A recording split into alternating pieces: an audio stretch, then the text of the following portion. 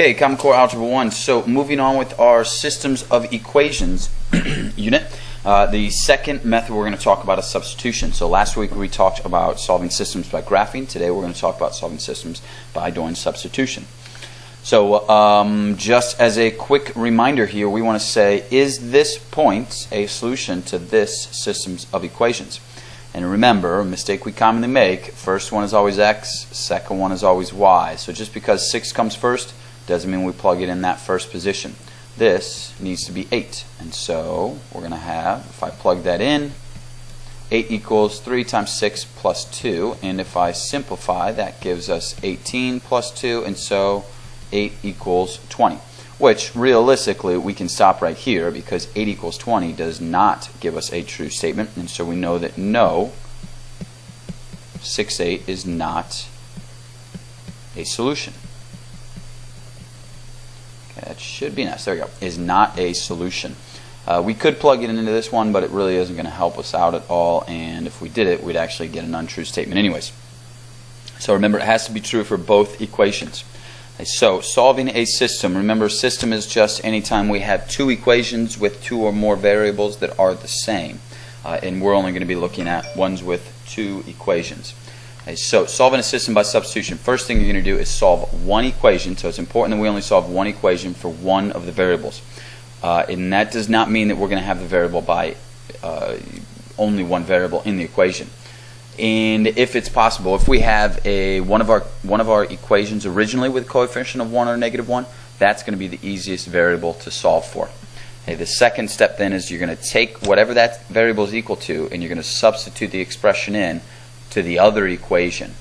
And when you do that, you should have an equation with just one variable remaining. And we're going to solve that equation.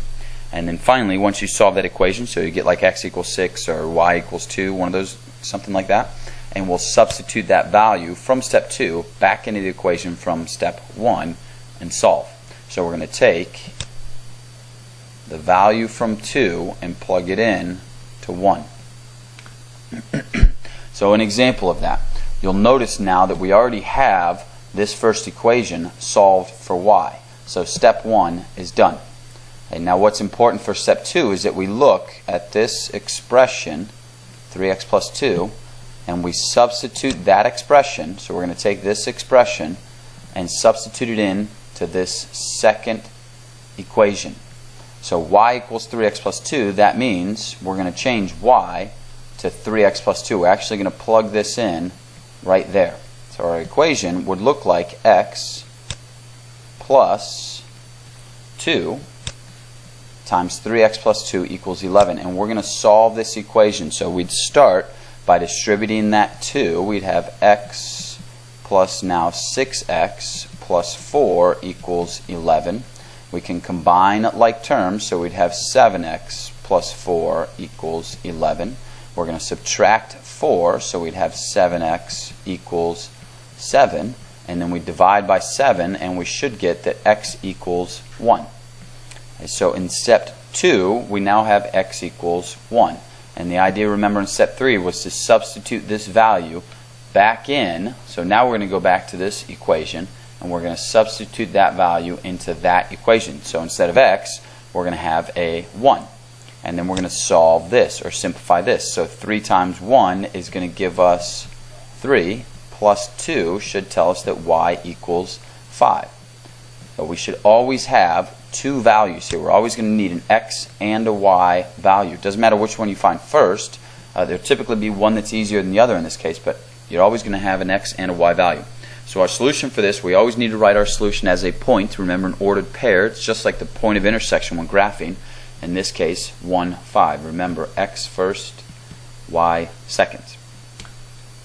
So trying one on our own. If we do step 1 here, you'll notice we could solve either one of these equations for a variable, but since x has a coefficient of 1 first, that's the one I'm going to look at solving.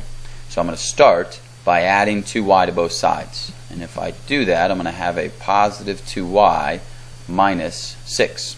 And now x is by itself. So step 1 is done. What I need to do now is take this expression that x is equal to 2y minus 6, and I'm going to plug it in right there. So that's going to be step 2. I'm going to have everything else about this equation, this second equation, needs to stay the same. I'm going to have 4, and then instead of x, this is where I do my substitution, 2y minus 6. Remember, if you substitute something on, something's got to come off. So our x comes off, 2y minus 6 stays. And then we're going to have the rest of the equation. So plus 6y equals 4.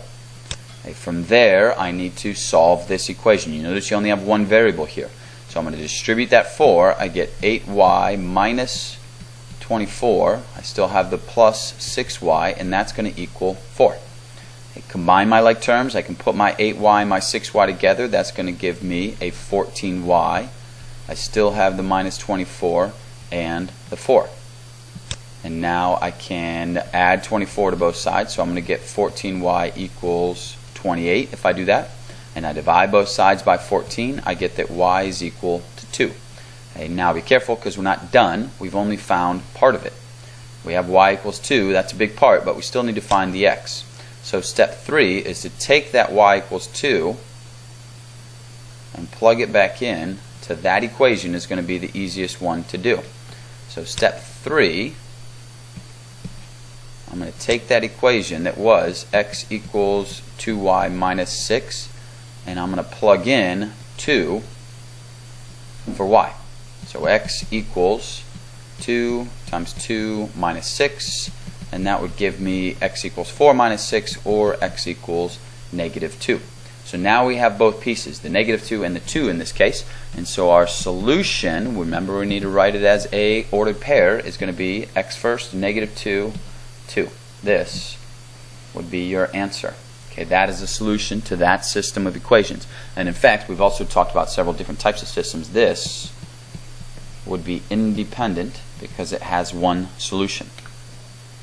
Okay, so that is it for this lesson. Essentially, it's solving several equations. There won't be any graphing when we do substitution. We'll just need to be plugging things in and solving. You want to try to create an equation that only has one variable. All right, see you in class.